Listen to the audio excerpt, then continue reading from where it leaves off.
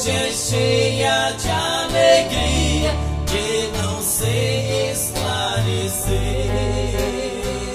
A alegria que o mundo oferece, de repente ela perece, sem a gente perceber.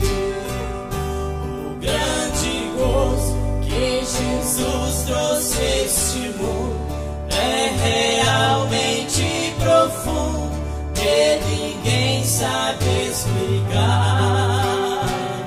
É um mistério tal qual nosso grande Deus, que está nos altos dos céus, tudo a contemplar.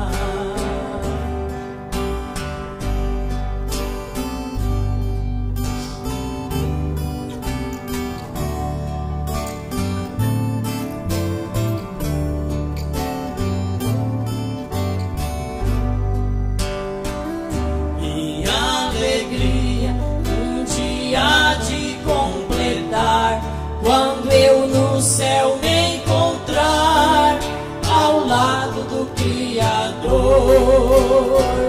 também verei bem de perto com Jesus, envolvido em plena luz e em imenso esplendor. Quero passear na Nova Jerusalém, a cidade onde ninguém sofrerá tribulação.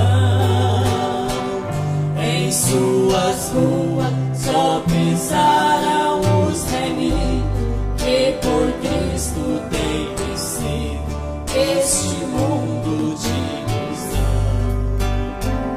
Minha alegria um dia de completar, quando eu no céu me encontrar ao lado do Criador.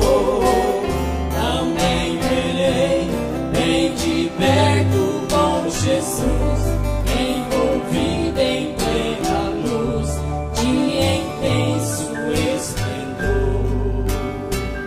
Quero passear na Nova Jerusalém, a cidade onde ninguém sofrerá